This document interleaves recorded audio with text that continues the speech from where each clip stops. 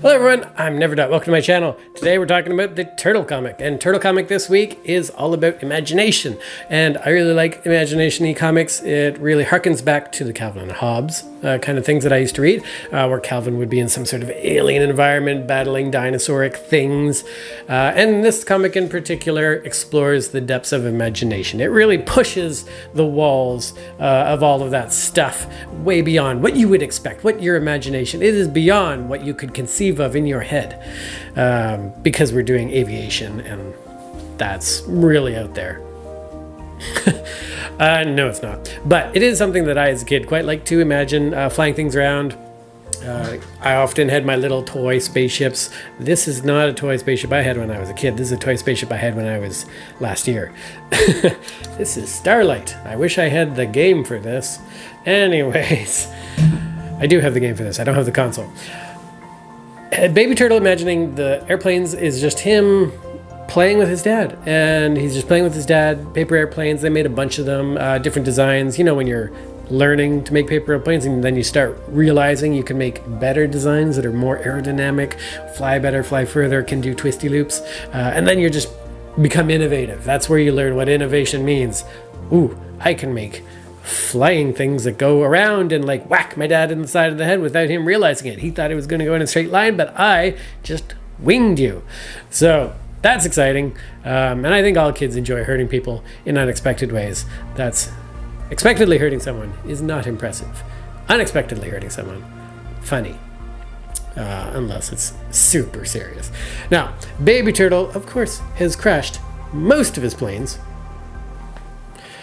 He's expecting the first time he lands one successfully that, oh, bam, he's an ace pilot and that he's good at everything. And I think this is probably true of a lot of people. I mean, I could attribute that to kids, but I think adults also are like, I just did that really well. I'm really good at this skill. But yeah, you kind of need to be able to reproduce that consistently going forward.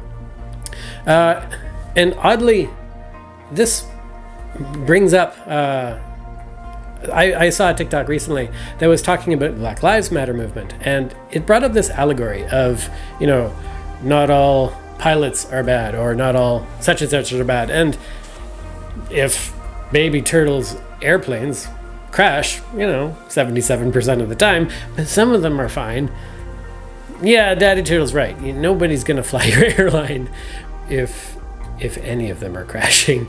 So same thing. I mean, we got to be good to everybody out there. And it's not just like most of us have to be good. Everybody has to be good. And if somebody isn't, they need to be called out and accounted for it.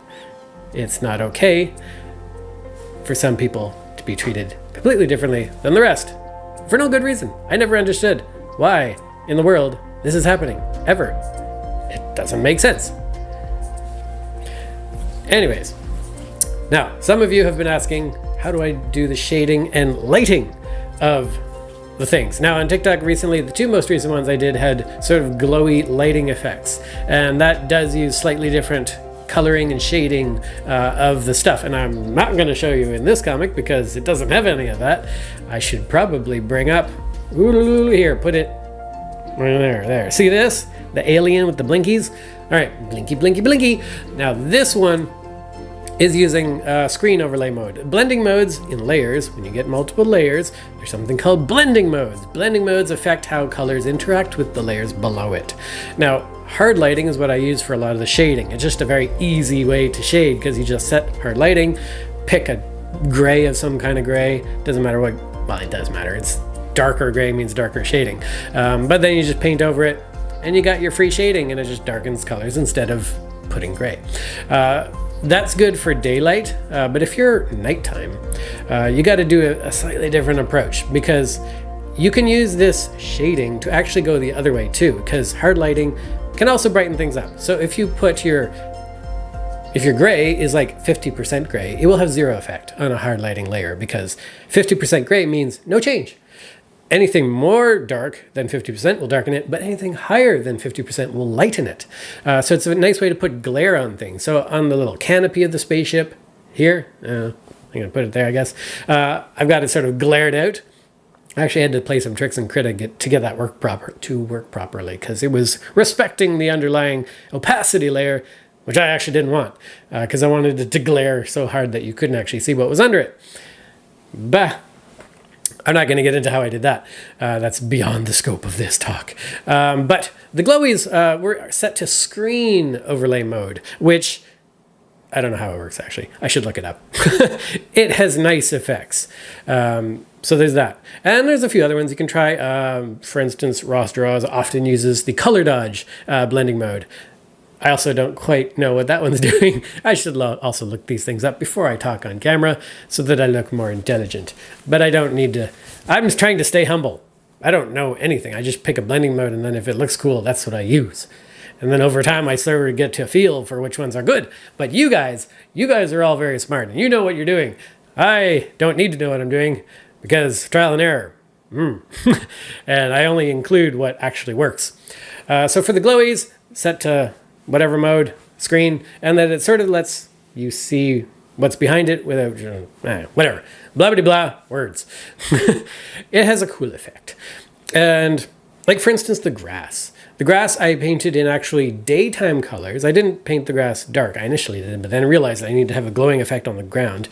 So I painted it normal colors, but then put a lighter shading layer on the beam, so that it would sort of illuminate the grass around the beam out point, which was quite cool. And I like doing that. I like popping in different visual effects. Dark scenes with lights everywhere kind of make it look like you're way better at drawing than you are. It's a cheap, easy way to do cool effects.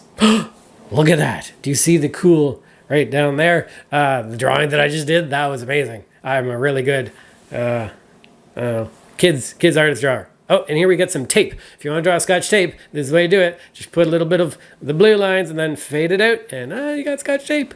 And no one's going to notice that that's even there. Do you guys care? Do you guys even care that I put the effort of making Scotch tape on the wall? Probably not. I could have used masking tape, but masking tape would have been inappropriate for what I was doing. So, again, the ending, putting the bubbles in their colors, making it all nice and smooth, not really caring where I put the text. Well, it's got to be in order. The colors don't matter too much. They just got to be good contrast. So thank you guys for watching this video. I pray all of you guys stay safe during these crazy times in the world, both with the coronavirus and also this unrest and terrible things happening in the world. Make your voices heard. Black Lives Matter. So see you guys next time.